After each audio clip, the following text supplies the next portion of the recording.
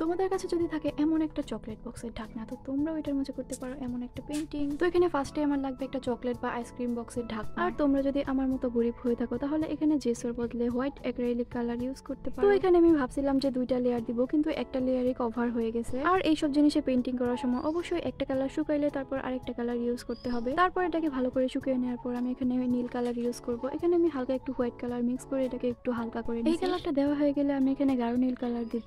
আর আমার পছন্দের আর্টগুলোর মাঝে একটা হচ্ছে স্টারি নাইট পেন্টিং। আর আমি অনেকদিন ধরে ভাবতেছিলাম যে কোনো কিছু ঢাকনার মাঝে আমি একটা আর্ট করব। আর তারপর যখন এই ঢাকনাটা পাইছি আমি স্টারি নাইটকেই চুজ করছি। আর এর আগেও আমি একটা স্টারি নাইট পেন্টিং করছিলাম, ওইটা বেশি সুন্দর হয়েছিল, কিন্তু এটা তেমন একটা ভালো হয় না। আর এই স্টারি নাইট পেন্টিংটা খুব একটা কঠিন বিষয় না, মানে বিগিনাররা সহজে এটা আর্ট করতে পারবে। তো আমি যখন ফার্স্ট আর্ট শুরু করছিলাম তো আমি এটাই আঁকছিলাম। এই তো আমার মেইন আর্ট শেষ, এখন জাস্ট আমি একটু ডিটেলস অ্যাড করব। আর আমার ব্রাশটা ছিল একদম এবড়ো থেবড়ো, যার জন্য আমি ভালো করে ডিটেলস গুলো অ্যাড করতে পারি নাই, কারণ আমি অনেকদিন হয়ে গেল যে কোনো আর্ট করি না, এর জন্য আমার ব্রাশগুলোর অবস্থা খুবই জঘন্য। আর কোনো পেন্টিং করার আগে অবশ্যই অনেক অনেক ধৈর্য নিয়ে করতে হবে, নয়তো ভালো হয় না। কারণ পেন্টিং গুলোতে যতটা মনোযোগ দেওয়া যায় ততটাই সুন্দর হয়। এই তো আমার চকলেট বক্সের ঢাকনার উপর স্টারি নাইট পেন্টিং করা শেষ। এটা কেমন হয়েছে অবশ্যই তোমরা কমেন্ট করবা। আর যারা এখন আমাকে সাবস্ক্রাইব করো না, একটু সাবস্ক্রাইব করে দিও। আর আজকে ভিডিও আপলোড দেওয়ার ইচ্ছাই ছিল না, তাড়াতাড়ি এটাকে এডিট করে আমি আপলোড দিয়ে দিলাম। So bye bye and take love.